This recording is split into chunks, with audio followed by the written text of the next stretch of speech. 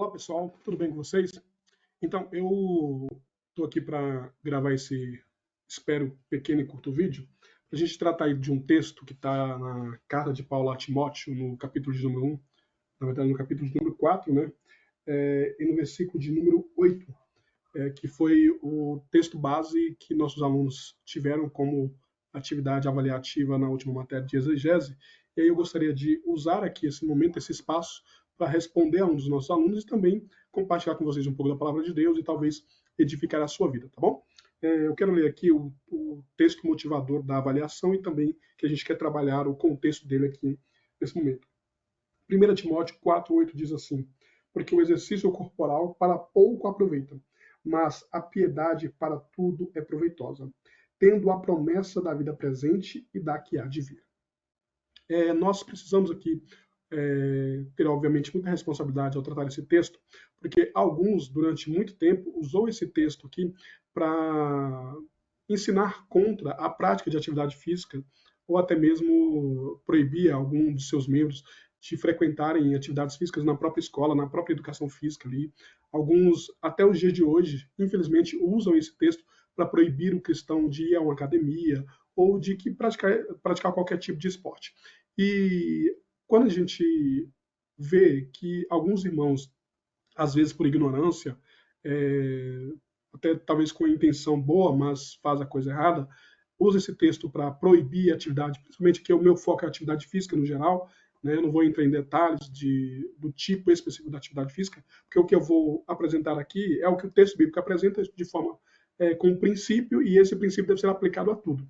Tá? Então nós não vamos nos adentrar a pormenores aqui, porque senão a gente precisaria de vídeos e mais vídeos prolongados aí, tá?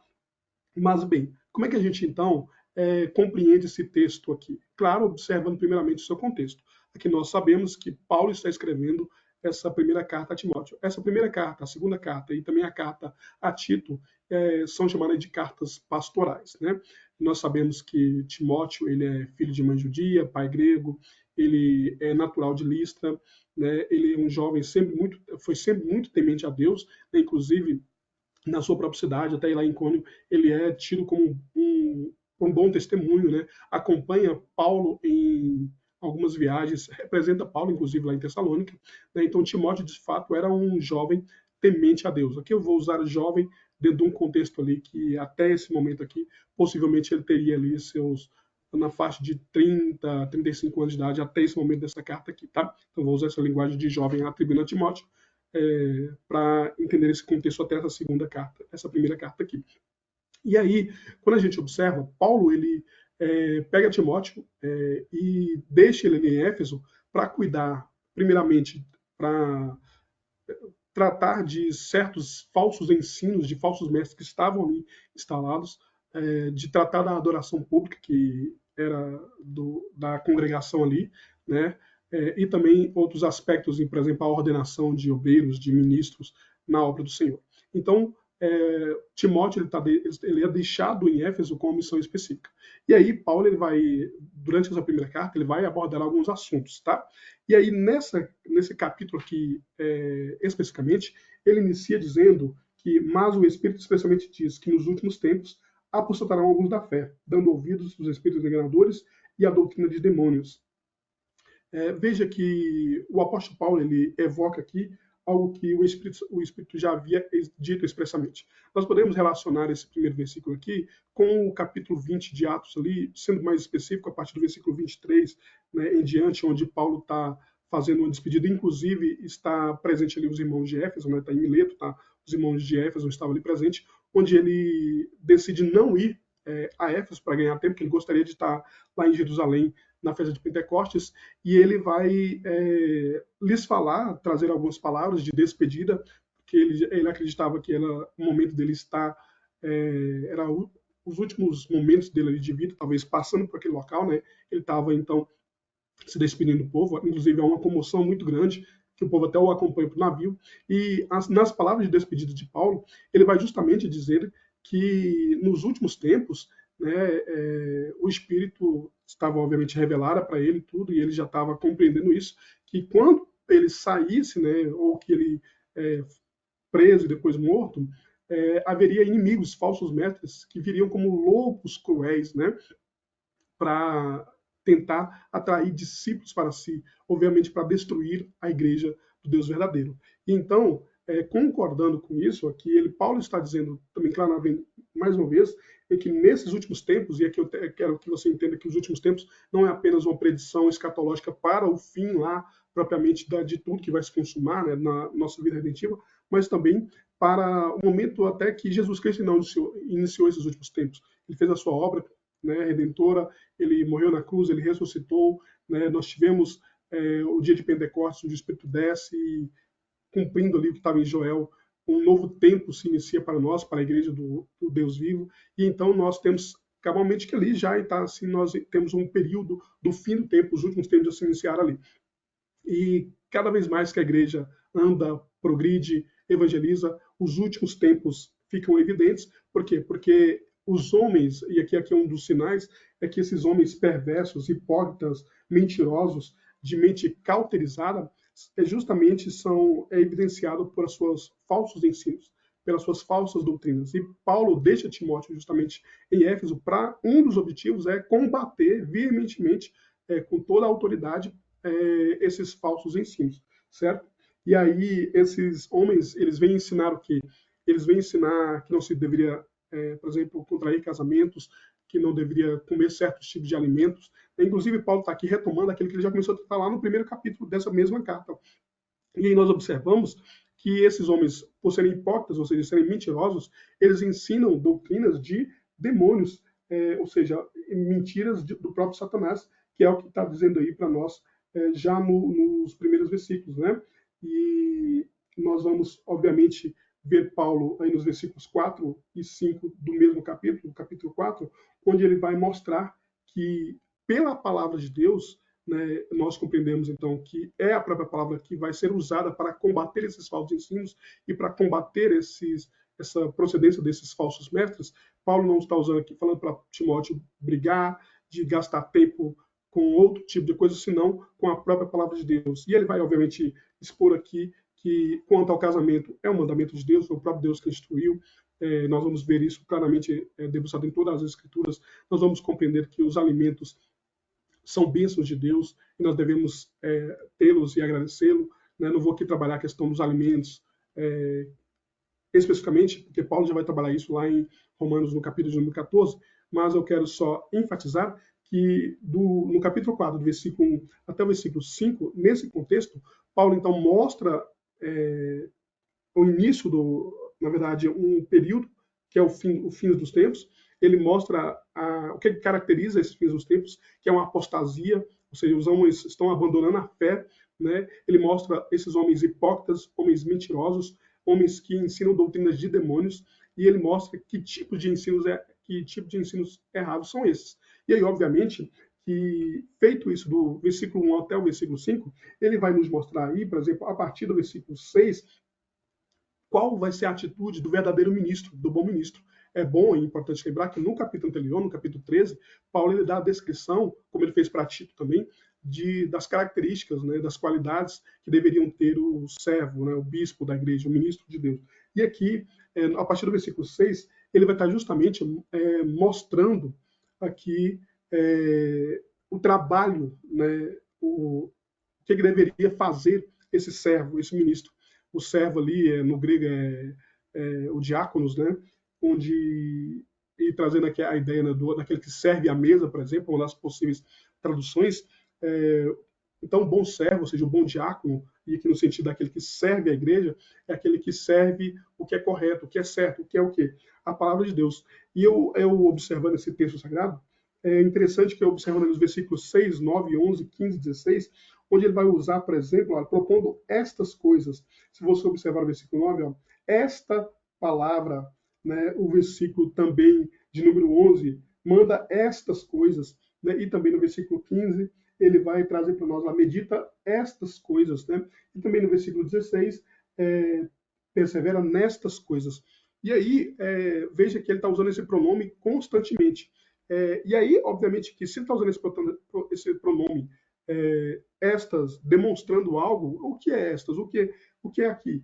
obviamente que está trazendo sobre a verdadeira palavra, o verdadeiro ensino, contrapondo o falso ensino denunciado no capítulo 4, aqui no versículo 1 ao 5. Então, enquanto dos versículos 1 ao 5 eu tenho falso ensino, falsos mestres, falsos ensinos, doutrina de demônios, doutrina do diabo, eu tenho a partir de agora verdadeiros servos, ou seja, verdadeiros mestres, que é a postura exigida aqui. Eu tenho verdadeiros ensinos, que é esta palavra de Deus sendo, obviamente, dita aqui, claro, o ensino de Deus e não de demônios. Então veja que há uma contraposição de falso ensino, falso mestre, e algo que é oriundo do diabo. Contrapondo, então, o verdadeiro mestre, ou seja, o verdadeiro ministro, o verdadeiro servo, o verdadeiro ensino, que é a própria palavra do próprio Deus. Então nós temos essa contraposição aqui. E aí é claro que nós vamos ter, então, ele apresentando esse servo, apresentando o verdadeiro ensino e mostrando a origem desse verdadeiro ensino, que é o próprio Deus. Isso vai coadunar, vai atingir frontalmente a vida do servo. E aqui nós abrimos aqui um parênteses para mostrar que a vida do servo, a vida do diácono, a vida do ministro, ela não está desassociada do seu conhecimento de Deus, né? Calvino ele vai nos trazer um ensinamento interessante que o homem ele só vai de fato conhecer a si mesmo uma vez que ele conhece o próprio Deus. E aí a ênfase aqui nós temos que ele vai nos trazer em relação à vida que o servo, que o ministro vai exercer diante de todos. Se nós observarmos aí, por exemplo, olha, no versículo de número 12, ninguém despreze a tua mocidade, mas ser exemplo dos fiéis na palavra, no trato, no amor, no espírito, na fé, na pureza. Persiste em ler, exortar e ensinar até que eu vá. Não despreze o dom que é em ti, o qual foi dado por profecia, com imposição de mãos dos presbíteros. Medita essas coisas, ocupa nelas para que teu aproveitamento seja manifesto a todos. Tem cuidado de ti mesmo e das doutrinas. Persevera nestas coisas, porque fazendo isto, te salvarás tanto a ti mesmo como aos que te ouvem. Então veja que Paulo aqui, ele está falando agora especificamente para Timóteo, como deveria ser a vida dele, principalmente no que tange ao seu comportamento diante das pessoas. E é óbvio que esse comportamento externo, ele é fruto de algo que já estava internalizado no coração de Timóteo, ou seja, uma vez que Timóteo ele já tinha absorvido o verdadeiro ensino, a verdadeira palavra, aquilo que provém de Deus de fato, certamente ele poderia expor isso por meio do seu ensino, não apenas, mas também da sua vida. E aqui nós temos um aprendizado claro em que a nossa vida interna, ela expressa a nossa vida externa. Então, ou seja, uma vez que Timóteo está aprendendo algo de dentro do seu coração, obviamente algo que está absorvendo seu coração, algo que vem de Deus, algo que é na origem na palavra, certamente isso vai transbordar através de verdadeira conduta. E aí eu tenho um versículo que é o versículo base da nossa discussão aqui, né? Ele vai dizer, mas rejeita as fábulas, versículo 7 do capítulo 4, 1 Timóteo, mas rejeita as fábulas profanas e de velhas e exercita-te a ti mesmo em piedade. Porque o exercício corporal para pouco aproveita, mas a piedade para tudo é proveitosa, tendo a promessa da vida presente e da que há de vir. Então, no final do versículo 7, Paulo está dizendo, exercita-te a ti mesmo em piedade.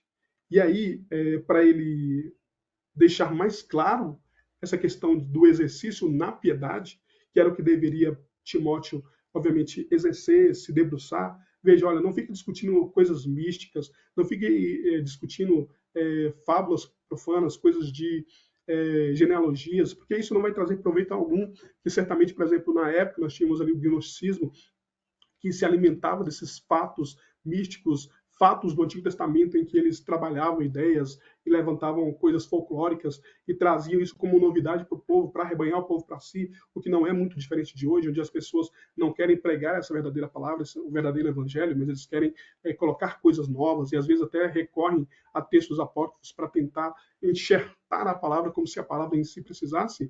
Assim, Paulo está dizendo aqui no versículo 7 que Timóteo não era para gastar tempo com isso, mas para ele gastar tempo, obviamente, com a palavra, na verdadeira palavra, né? No versículo 9 ele vai dizer, ó, esta palavra é fiel e digna de toda aceitação. Né? Obviamente que todo o contexto aqui, mas o que ele acabou de dizer, obviamente, é que ele deveria exercitar na piedade. E ele exemplifica isso, porque o exercício corporal para pouco aproveita, mas a piedade para tudo é proveitosa. Então, obviamente que Paulo aqui ele não está querendo dizer que nós não é para nós não praticarmos atividade física. Claro que não, é óbvio que não. E o pouco proveito aqui não é no sentido de que não é nada proveitoso, não. Pelo contrário, está dizendo que é pouco proveitoso, ou seja, ou talvez algumas traduções vai ser pouco útil, mas não quer dizer que é inútil. Não, tem a sua utilidade. E aí, ou seja, não é que é pouco útil que você vai deixar de fazer. E a gente já explica o porquê que é pouco útil. Tanto é que aí no versículo 16, que encerrando esse capítulo, ele vai dizer, olha, tem cuidado de ti mesmo. Claro que o cuidado aqui não é só apenas da vida espiritual. Obviamente que todo o contexto aqui nos mostra que deveria ter um cuidado piedoso, e aí nós vamos já trabalhar o que é a piedade em si, e isso lida com o seu devocional, com sua vida externa, de exemplo, de testemunho, mas também da sua vida física, da sua vida natural. Então, nós precisamos cuidar do nosso corpo, que, como já diz lá em 1 Coríntios capítulo 6, é sim templo do Espírito. E, claro, que não é um que tange apenas questões espirituais, mas também a questão da própria saúde, porque a saúde é um dom de Deus. A saúde é uma bênção de Deus para as nossas vidas. Portanto, eu devo cuidar do meu corpo, para que eu possa viver bem, cuidando da minha família, de mim mesmo, da igreja de Deus, da obra de Deus. Então eu não posso usar esse texto para dizer que Deus está condenando a atividade física. Pelo contrário, eu tenho que entender que ser pouco útil ou pouco proveitoso é no sentido de que eu posso cuidar do meu corpo, eu devo cuidar do meu corpo, mas todo o meu cuidado, melhor que seja nesta terra, vai ser apenas para esse tempo. Porque para a eternidade, esse corpo, inclusive, não vai ter mais utilidade, vamos dizer assim. Né? Então, ou seja, o exercício, a prática esportiva que deve ser sim, realizada é para essa vida, para que a gente viva o pouco tempo que nós temos aqui com felicidade, com tranquilidade, não dependendo de remédios, não vivendo de forma estressada, não vivendo doente em cima da cama. Pelo contrário, a gente possa usar toda a nossa saúde, cuidar bem da nossa saúde para servir a Deus melhor, cuidar da nossa casa, da nossa família, de todos nós, de forma adequada. Mas, comparando a atividade física com a eternidade, é óbvio que é um curto espaço de tempo, logo não vai desembocar lá na eternidade. E, obviamente, que o nosso corpo ele será um corpo glorificado. Haverá a redenção de todas as coisas, haverá a redenção dos céus e terra, haverá a redenção do nosso corpo, nós teremos um corpo glorificado, que não haverá mais domínio de pecado, de cansaço, dor, sofrimento. Mas enquanto esse novo corpo não chega, nós devemos cuidar desse corpo, sim. Né? Então eu tenho que cuidar de mim mesmo, assim como Paulo está orientando Timóteo a cuidar dele mesmo, não só na vida espiritual, devocional, mas também no seu corpo físico. E aí, claro, ele vai dizer agora que eu devo, sobretudo, não é escolher ser piedoso e escolher ter um corpo saudável. Não, não é escolher entre um e outro, mas é escolher os dois. Mas tendo em mente que o cuidado com esse corpo ele é temporal, é para esta vida, mas a vida piedosa vai servir não só para essa vida, mas como para a vida futura. Mas o que é vida piedosa, Welber? O que é vida, viver em piedade, né? A palavra grega aí, que é interessante que a gente estuda nesse texto, ó, a palavra grega que é eusebeia, né, que é traduzida aqui por piedade, né? E a pessoa que pratica piedade, ou pratica eusebeia, é uma pessoa pia, ou seja, uma pessoa piedosa. Né? O que é uma pessoa piedosa? O que é piedade? Piedade, no grego, que no sentido original, traz a ideia de reverência, de respeito. Eu gosto aqui do interlinear do Valsir, talvez você tenha um outro, não tem problema, mas eu gosto desse interlinear aqui, eu uso ele bastante. E aí é interessante que ao fazer a tradução aqui desse texto, quando ele vai pegar aqui a palavra Eusebeia, ele vai usar uma possibilidade aqui que é a adoração, a boa adoração, a verdadeira adoração.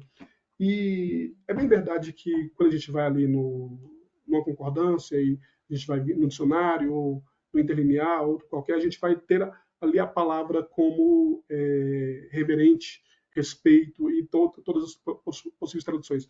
Mas eu gostei aqui da possibilidade de que o Valsi usa, que é adoração, porque eu acho que a palavra adoração ela traduz de forma mais completa e, ao mesmo tempo, de forma de uma síntese prática, né, mas também de forma mais completa, o que viria a ser a piedade. Porque ser piedoso é ser uma pessoa que voltada para Deus, que teme a Deus, que respeita a Deus, que serve a Deus, que obedece a Deus. E obviamente que a piedade, ser piedoso, é ser uma pessoa temente ao Senhor, é ser reverente ao Senhor, é viver uma vida obediente ao Senhor.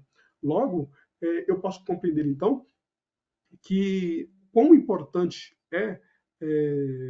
nós sermos piedosos nessa terra, ou seja, cuidar da nossa vida material, da nossa vida física, mas sobretudo da nossa vida devocional, da nossa vida de temor a Deus, da nossa vida de obediência a Deus.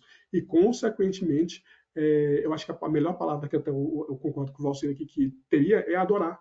Adorar não é apenas ir numa igreja, num dia da semana, abrir nossa boca e cantar. Isso faz parte, né, mas a adoração é uma vida diária, cotidiana, de reverência a Deus, de temor a Deus, de respeito a Deus, de obediência a Deus.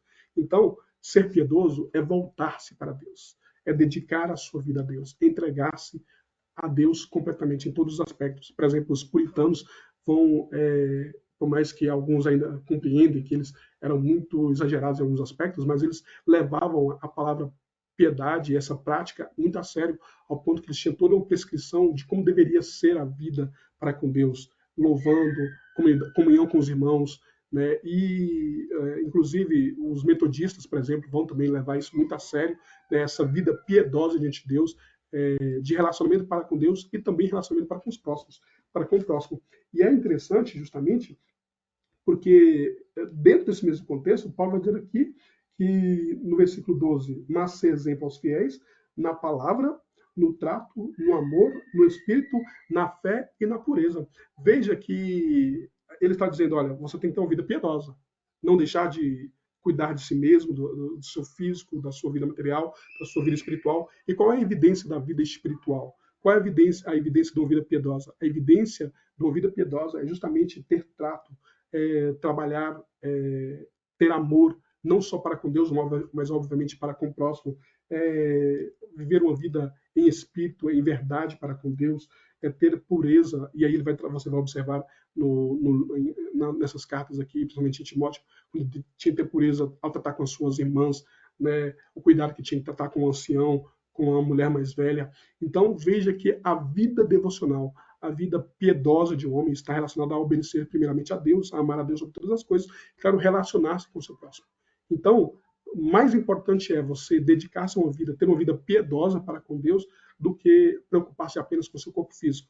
Então, não é escolher um ou outro. Ah, eu vou cuidar somente do meu corpo físico, mas vou esquecer a vida devocional. Não. É você escolher, sim, cuidar do seu corpo, cuidar da sua mente, cuidar da sua saúde, ainda que seja por um pouco tempo, ou seja, por um espaço de tempo, talvez 80, 90 anos da sua vida, não sei. Mas, sobretudo, você nunca deve deixar e buscar prioritariamente ser um homem piedoso, ser uma mulher piedosa, ser um homem temente a Deus, um homem que respeita a Deus, um homem que busca a Deus, um homem que procura relacionar-se bem com Deus e com o seu próximo. Isso sim, Paulo está dizendo então, porque o exercício corporal para pouco aproveita.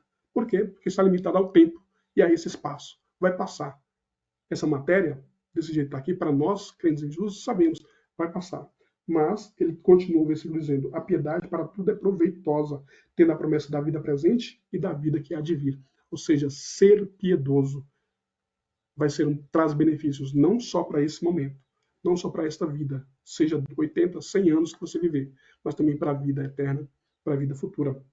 Então a gente conclui aí que nós estamos no fim dos tempos, onde há diversos apóstatas, há muitas pessoas atraindo discípulos para si com falsos ensinos, com falsas palavras, mas nós compreendemos que nós devemos nos apegar à sã doutrina, nós devemos nos apegar à verdadeira palavra de Deus. E então nós, conhecendo a Deus, conheceremos de fato quem somos nós mesmos, e assim poderemos amar a Deus, cuidar de nós e nos amar, obviamente, e assim amar o nosso próximo. E certamente só teremos uma vida piedosa a partir do momento que nós nos relacionarmos, entendermos e confessarmos a Cristo como nosso Senhor, porque somente aqueles que se uniram a Cristo é que têm essa possibilidade, essa capacidade, essa graça de Deus de ter uma vida que agrada ao Senhor. Então nós não conseguimos fazer nada fora de Deus. Portanto, nós precisamos de Deus.